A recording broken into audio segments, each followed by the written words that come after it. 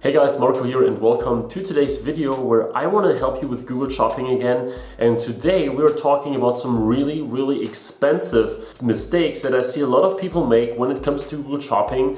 And I've seen people where these mistakes literally cost them thousands and thousands of dollars. But this is really a collection of mistakes that I see on all ends, whether these are very high volume clients, whether these are new students in my eCom PPC Academy, a lot of different people. And I really put them together. I didn't only want to have this very common problems. I also wanted to tell you about some problems and issues that are not super common, but they still happen quite a lot. So in this video, I'm going to present you these issues so that you can avoid them. You will save money, you will make more sales and make more profits.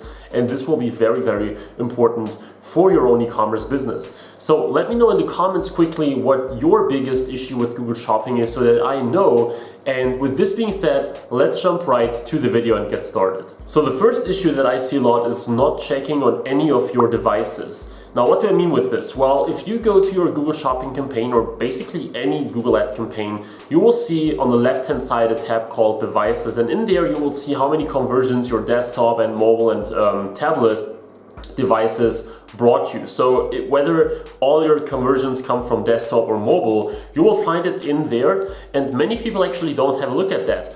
In many cases, the majority of your conversions, for example, may come from mobile, but they may not be that profitable because normally it looks like that. Mobile conversions are very high in volume, but quite low or medium in profitability, while desktop is the opposite. You have a fairly low volume, but pretty high profits.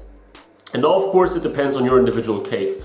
Do you want to run, or are you having issues with your profitability, but you get a lot of sales? In that case, you should probably favor desktop a little more and do some adjustments for desktops, because that way you will get more profitable conversions. On the other hand, if you are super profitable, but you're only getting a very limited conversion volume, and you see that you also probably get quite a lot of desktop conversions, you should bid more for mobiles, because it's always that way. In almost any niche there is, you will see way more traffic from mobile than from desktop by now.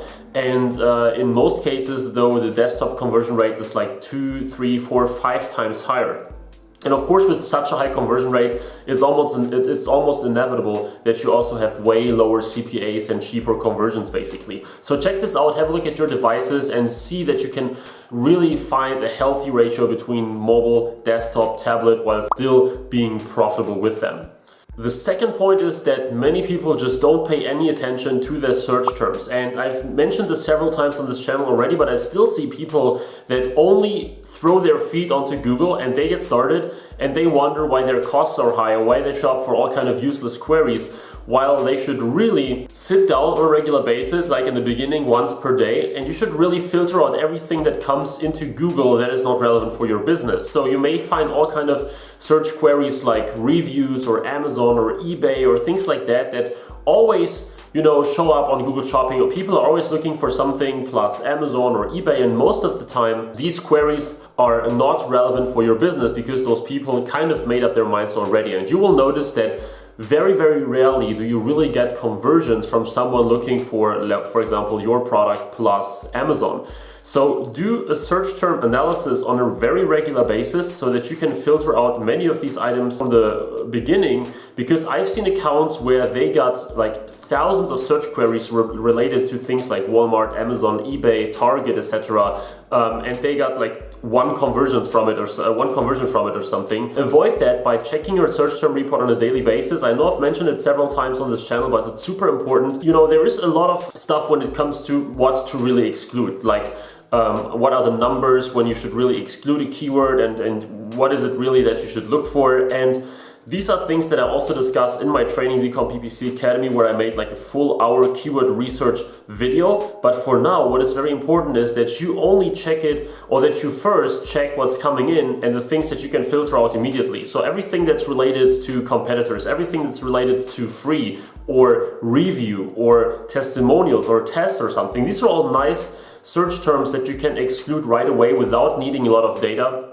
As soon as they come in, you can just go ahead and exclude them, and that way already you will save a lot of money without needing a ton of like fancy frameworks, etc., which become important later on. But at this point, you will already save a lot of money only using these things. The third point is wrong volume expectations, and this doesn't really result in like additional costs, but many people think that on shopping you basically get unlimited volume basically. So they go there and they make like 5 sales a day and it's working well, and they wonder why they don't get more. But if you think about it, let's say 1,000 people are looking for your product a day, right? Because of the very nature of these ads, you're only getting a very, very small amount of those clicks. So let's say you check the Google Keyword Planner and you see that you get that your keyword gets like 30,000 searches a month, and then you wonder where all those clicks are. Well, of course, only like 1 to maybe 3% of the people click your ad and go to your website. Also, you won't show up on Google Shopping all the time, so you only count as an impression when your ad is actually seen and not when it's somewhere at page 3 or something of shopping results, which can definitely happen. So just as on Google search, Google is giving you like quality score, and it determines whether your shopping ads are clicked a lot, and if they are, they will put you further to the front. And if your bid is also okay, you can be sure that you are at some of the very first places. But if you don't get that many clicks and if your bid is not super high, then you will most likely be somewhere at the lower end and you won't get as many clicks. But even if you're always in the first position, be aware of the fact that many products simply don't have gigantic search volume. So if you have super niche items that that many people don't even know exist, don't expect some crazy search volume, because sometimes you may get good search volume, but then you will notice that many of those queries are practically irrelevant. So don't always think that you should get way more. Of course, if you get like 0 searches or 0 impressions or very few, often there is some issue from Merchant Center or something, or that Google currently struggles with approving all your stuff. But if you get solid clicks, solid impressions, also some sales, then don't think that you can always like 10x your volume. In this case, you should rather check on Google Search or some other Google Ad products.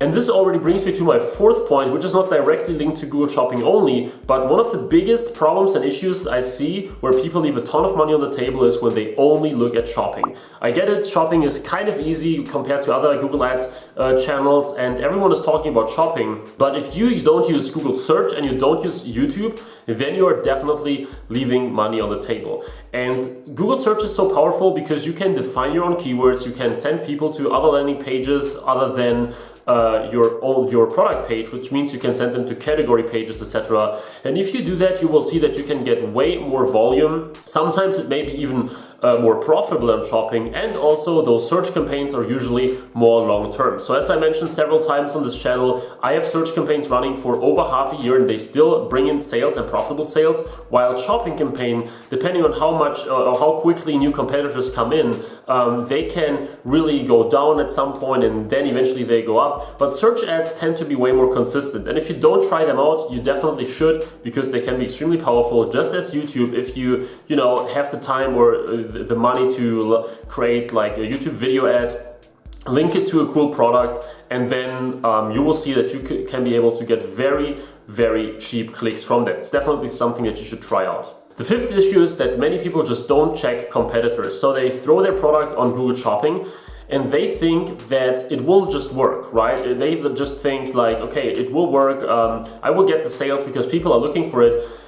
Oftentimes when I look at people's accounts and I look at their shopping ads, I see that there are many competitors that are offering that exact same product with like almost this exact same image at a lower price, with sometimes even better headlines and descriptions and everything.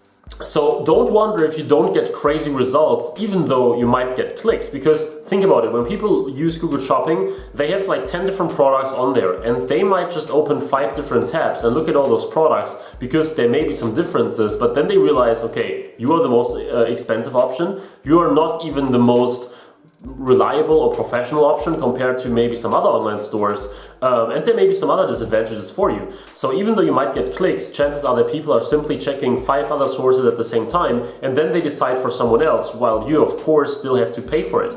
So the thing is, what you should really do is take a look at your competitors first, see if they are offering you the product that you want to sell for really, really cheap. And if they do, if at least like 3 of them do, then chances are that you should really check some other product to sell, or just advertise one of your other products in your store.